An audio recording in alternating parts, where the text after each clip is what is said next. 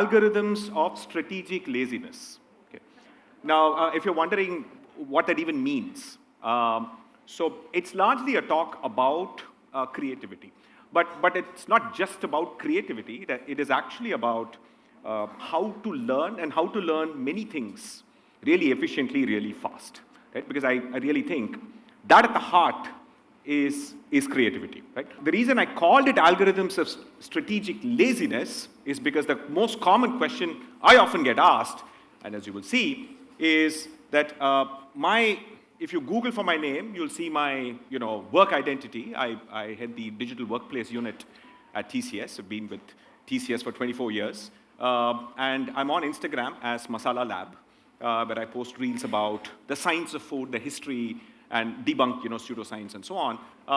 You can listen to my Sanskrit heavy metal music on Spotify, iTunes and so on. I've been on Twitter since like 2007. I've written a book on the science of Indian cooking called Masala Lab, which has been a bestseller for about 3 years. And I've written columns on the science of cooking. I have been on podcasts. I've been blogging since 2006.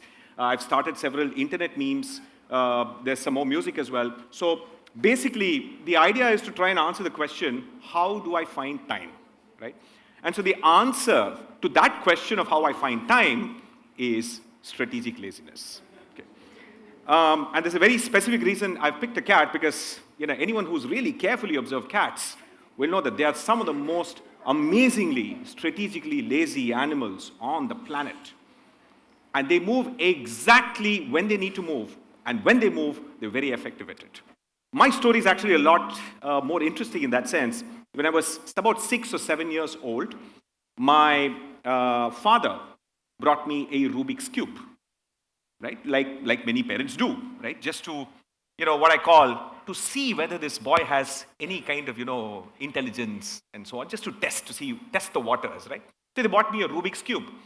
And one day, while they were at office and they came back, I proudly showed them the solved Rubik's Cube.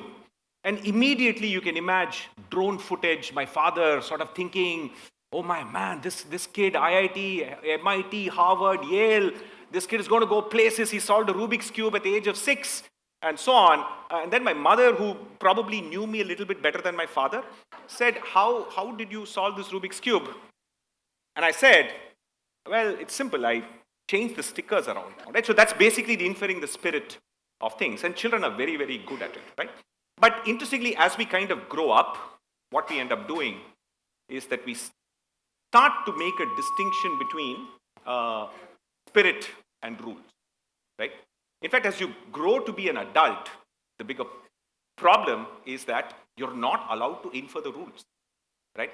You cannot say, oh, by the way, this is a law, let me bypass that, right? Because what happens is, if you infer the spirit as an adult person, you're called a creative person. But if you infer the rules as an adult, you're called a criminal, right?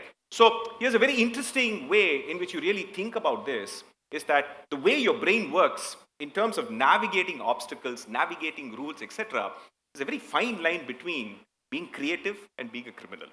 So these are pictures from during the pandemic. That's a school teacher, using a coat hanger and a phone to teach kids during the pandemic. That's a poor sort of vegetable seller using sort of non-parallel lines to sort vegetables by size. And the lady here is trying to grind flour and do a workout at the same time, because clearly the family in her life will only want chapatis cooked fresh every time.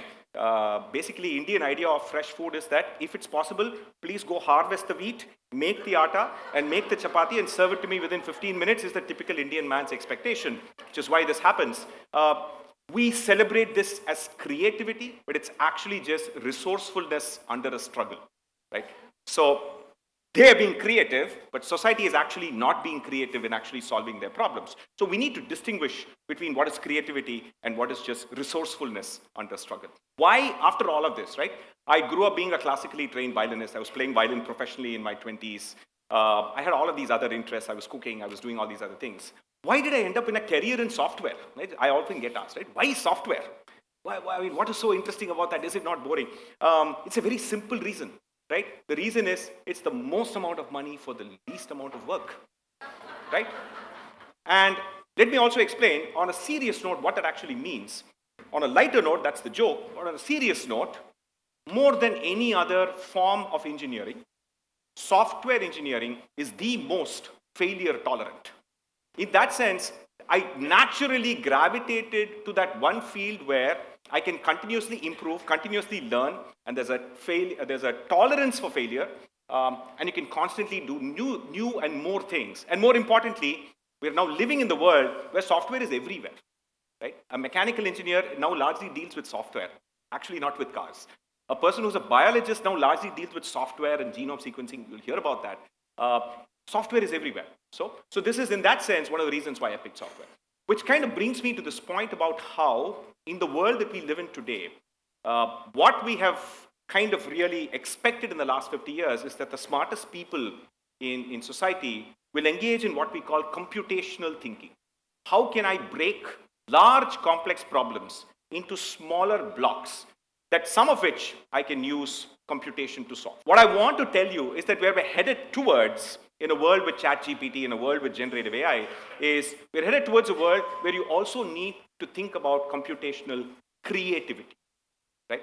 What computational thinking did is that it made someone with a little bit of experience gain a lot of depth in a very short amount of time.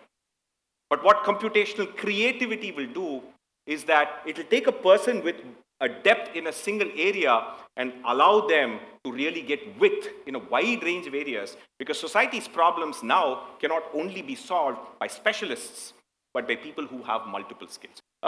So this is Michelangelo's David, right? For those of you who've had an opportunity to see it at some point of time in your life, it is magnificent. It's 15 feet large. It's huge. It's not a life size. It is way more than life size. It is magnificent. The level of detailing, the details even in the nails and the fingers and the veins, and the amount of study that he did in order to do this. And when he was asked, apparently, how does he do this? How does he create such a lifelike sculpture?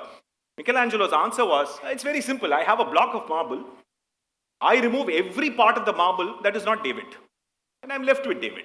While that's a fantastic example of what creative people call negative space thinking, right? Where you're not actually thinking about solving the problem at heart, but you're thinking around it, right? So negative space thinking is very, very important. Creativity in today's world also literally needs metaphorical Lego bricks. It's not about saying, I'm going to spend 10,000 hours mastering something before doing something. That's not the world we live in. And I'll start to give you some examples, okay? So my first example is from my own music. So the point here is that in today's world, a lot of my music, when you listen to it online, you'll be like wondering, oh my God, how did he manage to learn all of these instruments, play all of these things? I'm here to tell you, that's not how music production works today, right? For every bit of music that I did, I literally learned every phrase on an instrument that I'm not familiar with, just to play the phrase that I wanted to, and found the right YouTube video for it, and found the right way to learn that instrument, and then record it in small loops, and then copy paste it across the entire length. But when you hear the song, it sort of feels, oh, it's so amazing. But 90% of produced music today is built out of smaller Lego blocks that somebody else built. But cooking, in my mind, is engineering too. And anything that is engineering can be broken down into smaller parts. A chutney is made up of cooked ingredients, raw ingredients, nutty stuff, herbs, salt, acid, sweet, and tempering. These are the 8 components of a chutney. And then depending on what you have, you can then make your own chutney, right? Let me also make you a visual representation of that chutney recipe generator. And I drew all of these things, despite the fact that I have no illustration skills. Right? So here's what I did. I can do some basic pencil sketching. I scanned it, and then I used Photoshop and a bit of Illustrator and some AI tools to fine-tune the lines, add the backgrounds, and then use the standard color scheme to color them in, and then assemble this entire illustration while having little or no illustration skills. Right? Again, a classic example of how, if you're actually good at software, if you really think about it one step beyond that, you can actually be good at everything. In fact, I would actually argue being good at software is a meaningless skill. Applying software to be good at biology, good at history, good at illustrations, good at making videos, good at cooking, that's the real value in society. Software is really just computational. It allows you to be good at anything else. The key thing about software is that when you think about creativity, Lego bricks, they work across disciplines. So here is where I want to introduce you to the concept of you should not be learning in school. You should actually be learning to learn. Again, the code itself is not important. As part of the research into my book, I looked at all of the top food blogs in India. And I said, this is a painful way to sit and read and do all of that research.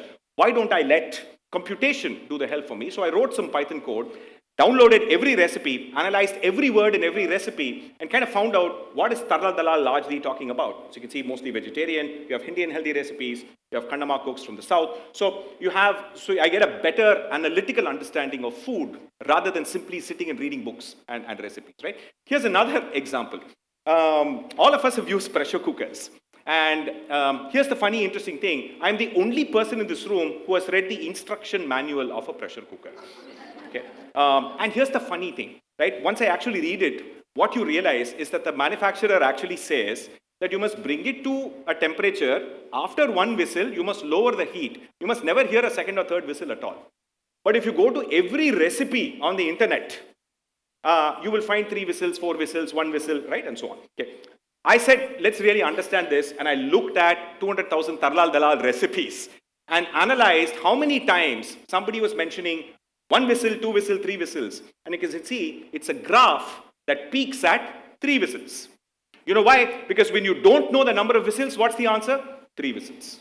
This is actually the map of what is the single most ordered item on Zomato. Okay. Is it pizza? Is it biryani? Okay. You know the funny thing? There's a strong correlation between both of these maps, right? So the parts of India that largely order biryani are again the south and the east. The parts of India that mostly order pizza are the west and the north. And again, I have something to say about specifically Gujarat because you do guys have to order a lot of pizza because the amount of processed cheese you produce here, that if you don't top it on every pizza, every dish, every street food, every day, you will be flooded by cheese. Let's overlay a topographical map of India on top of that vegetarian, non-vegetarian map, right? And you find that there's another curious pattern, and it seems to sort of match. You find that wherever you have huge number of rivers and large flat lands, people tend to be vegetarian, right? Because you can grow 3 crops a year, you have giant amounts of farmland, so cows can graze, and you can get milk. In general, remember, animal husbandry is more carbon expensive. So if you can avoid it, people will avoid it. And the part of India where most people are vegetarian is essentially the dairy belt and places where you can grow 3 crops a year, right? Now, here's another fascinating intersection, which is that if you now apply a map of India that we call the patriarchy index map, which is a set of variables that look at women's education, female infanticide, number of girls graduating from college, women's rights, and a whole range of these things, and then map it on India, bizarrely enough, it tends to correlate with the fact that rice-growing parts of India are better for women than wheat-growing parts of India. So most creativity is actually craft. Let me distinguish between art and craft. When people want to gatekeep something and tell you, they don't want to tell you how to do it. They will call it an art. Right? Oh, no. You must have innate ability, otherwise I will not teach you this music. You must have this, you must follow some qualification. Craft essentially means that it can be documented, it can be taught to people who are less smarter than everyone, right? So all engineering is fundamentally craft. And here's the interesting thing. Every one of our mothers and grandmothers, they're basically chemical engineers without a degree, right? Without being paid for it, right?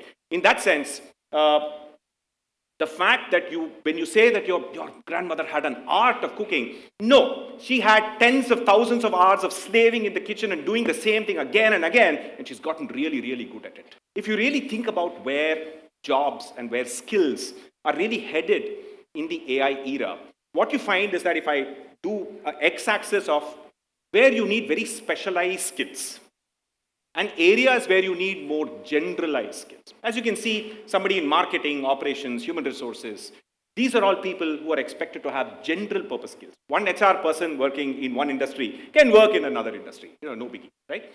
But an aircraft engineer needs deep specialization. I don't want my brain surgeon to be a generalist. I want my brain surgeon to be a specialist. In overarching sort of society and the job ecosystem, you're going to have roles that are very low generalization, low specialization, and an emerging set of new roles that we call the creative generalist. A creative generalist is someone who can actually use multiple skills to solve a very interesting set of challenges. Like an example is actually people with experience in biology who are actually now becoming architects. Right? Did you know that the Tokyo metro system, several elements of how they decided to draw that, was actually designed by biologists observing how fungi actually get to different sources of sugar. They created a map of Tokyo using various elements of food, and then over time, the fungi figured out the most optimal way to reach all of the food. And that's how they laid out the Tokyo map. So what you'll find is that this interdisciplinariness is going to be natural in almost everything. Because if you want to specialize, you can take the help of ChatGPT to do that, right? So which kind of also brings me to this point that all the things human beings are good at, are unfortunately all on the left, and we don't pay attention. We think idea generation, challenges, analysis, engineering, adaptation, information, all of that is what human needs to do. Unfortunately, no. Big data and generative AI is going to be very, very good at doing all the things on the right. You only need to be focused on synthesis, framing, asking the right questions, curating, right? Engaging with people, feedbacks, and sort of human networks. That's the real value that human beings actually bring. So I want to sort of end with 4 key points for you to remember, right? Which is that learning to learn is the defining skill of the AI era, right? It's going to be different for every discipline, but that's what you have to figure out. Interdisciplinary is now default, right? Software is universal. Regardless of where you are, you're going to be a software engineer. In fact, many of the largest car companies in the last 4 or 5 years have been hiring more software engineers than mechanical engineers. Because we have 150 years of figuring out how to build a car, right? But what we now don't have is how to make it drive by itself, how to make it more sustainable, and so on. All of that requires software, right? Interdisciplinary is default. You have to be a creative generalist. And you do have to be open to using technology to both replace, augment, and extend yourself, right? J.R.D. Tata once said that if you cannot be replaced, you cannot be promoted. That's what he used to say in an organization. So you have to constantly figure out every day that what technology is going to replace your core skill. And you better have the creative dissatisfaction with the status quo to keep trying and learning new things, right? And last but not the least, rearranging the Rubik's Cube stickers is more okay than we think it is. Thank you.